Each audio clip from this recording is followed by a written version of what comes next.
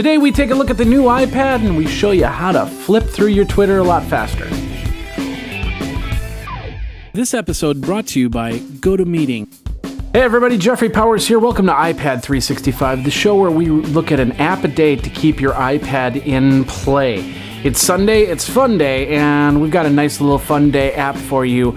Of course, you can catch me over at Twitter at iPad365show. The email is iPad365show@gmail.com. The Twitter handle is iPad365. Excuse me for that. So if you want to come follow me over on Twitter, go for it. And of course, we're over on Facebook too, so check it out. We also got a short survey. If you want to check it out, go over to geekazine.com/survey.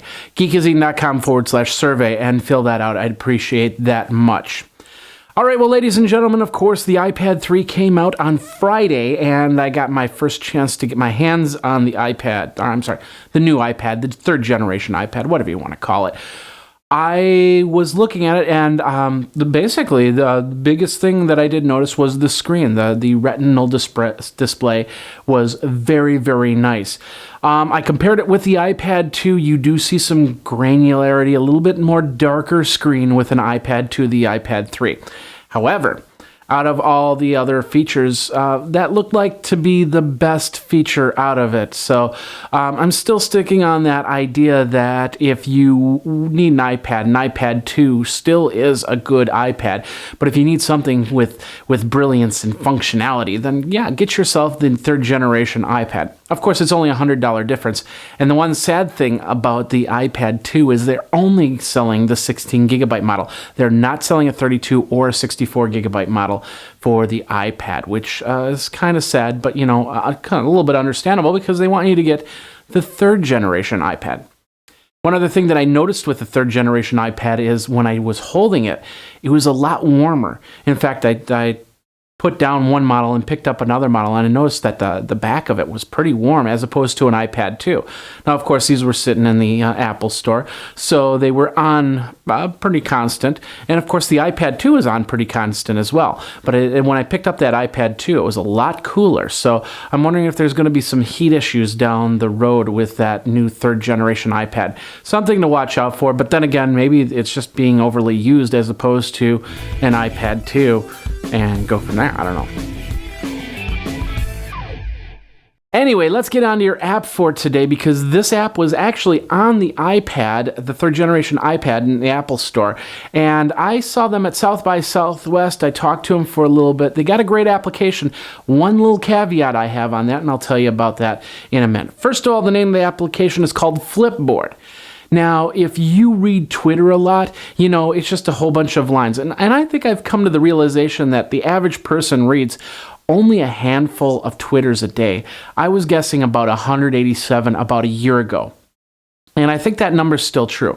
You only go on for so many minutes in a day, so you can only read so many tweets in a day. So billions of tweets are passing by. You can't read it, and you're certainly not reading the content within. You're just scanning one line and a link, and you might not even go on the link. Well, you want to have something that maybe is a little bit more useful to you to see the articles that people are talking about, especially all the articles over on Geekazine and all the ones I send, because that's content that you should probably be seeing in the tech realm. So you get a program like Flipboard, and of course Flipboard for the iPad, and you install that, and what this will do is it'll actually turn those tweets into news articles. So it kind of looks paper format or magazine format, so you can flip through, so you can read a little bit of the article, and if it's something that you want to read more of, you can go into it. You can search on many different aspects. You can search on Twitter aspects. You can search on Facebook. You can even search through RSS feeds. And this is the small problem I have with it. It searches through the RSS feeds and then puts up the content.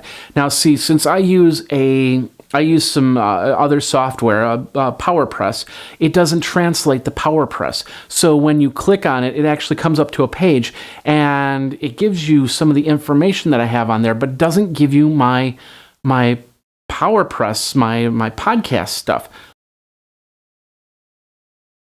I wanted to make a little addendum. I didn't want to go downstairs and remake a new video and stuff like that. But bottom line is, I went back and as I was doing some further recording to show you how the functionality of this iPad app worked, I noticed that it worked a little bit different than when I first played with it, which was pretty interesting, because what it actually does is now, when, like I'm showing Todd Cochran's page right here, when I go to the page, now on the bottom of the page, it actually loads the website page. That wasn't happening before, which is why I said that it didn't show the ads or anything like that. With that, I think that this is going to be a great companion to any website, and I fully endorse Flipboard, because it's, like I said, it's showing the web page, so you don't miss out on the content like I thought you were before. Of course, we like to use our iPads for many things, including business apps, and one of the business apps I use a lot is called Citrix and GoToMeeting. Now with HD Faces, now right on the iPad. Now you can't run a meeting from the iPad, but you can follow a meeting on the iPad. You can put in your headphones and listen to the meeting, watch the meeting, and with HD Faces, you can see their face, they can see your face. So if you're conducting a meeting and go, "Hey Joe, it looks like you're in sunny Cancun, Florida, when you're supposed to be in Washington D.C. What's going on there?"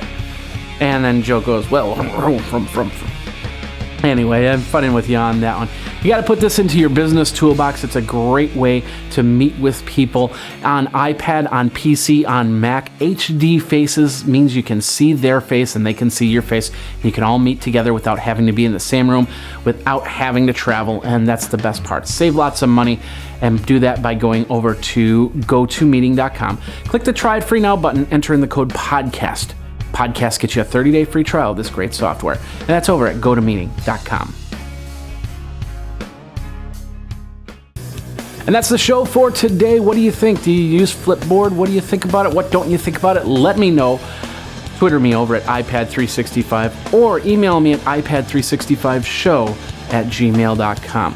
Tomorrow is Business Monday, and we've got a really nice business app for you. I'm looking at it right now, and of course, I'm trying to catch up from all the South by Southwest action. I've got first impressions of the Mustang, the 2013 Mustang, which I'm going to be talking about on Monday. So you'll have to check it out on Monday at midnight Eastern. I can actually release that information. But of course, we have some other videos from the Mustang Drive. I did some stuff I could actually openly send to you. And of course, everything from South by Southwest. You'll see some really cool interviews, including Ask.com. And we got some fireside dancers. They're fire dancers, which was pretty cool there. And of course, a couple other companies. So check that all out over at Geekazine.com. In the meantime, you guys geek out, and we will see you in 24 when it will be another iPad 365. You should follow Graphite on Twitter at GraphiteINC.